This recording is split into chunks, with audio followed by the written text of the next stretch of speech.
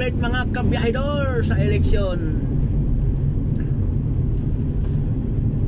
Huwag tayo padalos-dalos na bumoto sa mga taong nagkongwari. Tutulungan tayo, wag. Kasi karamihan sa mga politiko, mga kabiyahidor, ginagamit lang tayo. Binigyan tayo ng kaunting pera para masilaw tayo, iboto natin sila. Maging wise tayo mga kabahidor.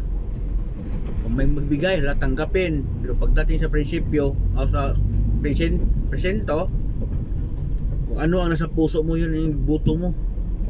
Kahit binigyan ka pa ng 1 million doon sa tao na yun, pag hindi yan ang nasa puso mo, huwag mo iboto. Tanggapin mo yung pira, nako. Para maano yan,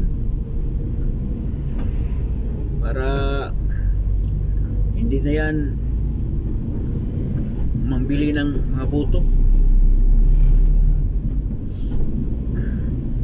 Sa amin nga kabahidor, ako daming mga tao, mga leader nag-organize ng mga grupo, tao para sa eleksyon. Pagkatapos naman ang linoko nila yung mga politiko lang. Ano daw, bawat tao daw bigyan daw ng 5K. Ang nakarating doon sa mga tao 500 lang, di. Siyempre, pagdating sa prinsipyo, di na binoboto.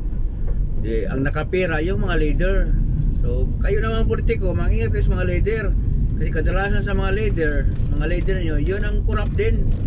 Kung corrupt kayo, kukurapin din kayo ng mga leader. Oo, marami sa amin yan. Kahit nga pangalan ko nga, inilista nga doon para mayroon sila makuha doon sa pangalan ko. Hindi na ako nareklamo Nakapagod na magreklamo. Marami ka pang ano dyan. Huwag na tayo magreklamo. Ang importante, nakatanggap sila ng pera sa pangalan ko. Yan lang. Total, hindi naman sa ating pera na yan. Sa mga kurap din yan mga politikong kurap. Kaya masabi ko lang sa mga politiko nga mahilig magbili ng mga boto. Ingat kayo sa mga leader nyo.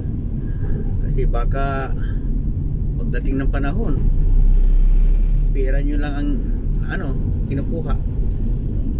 Ganyan talaga ang mga leader din Kung kurap kayo, mas kurap yung leader. Kasi panay ang lista nyo, kahit patay, lista na nga para magkaroon ng pera. So kaya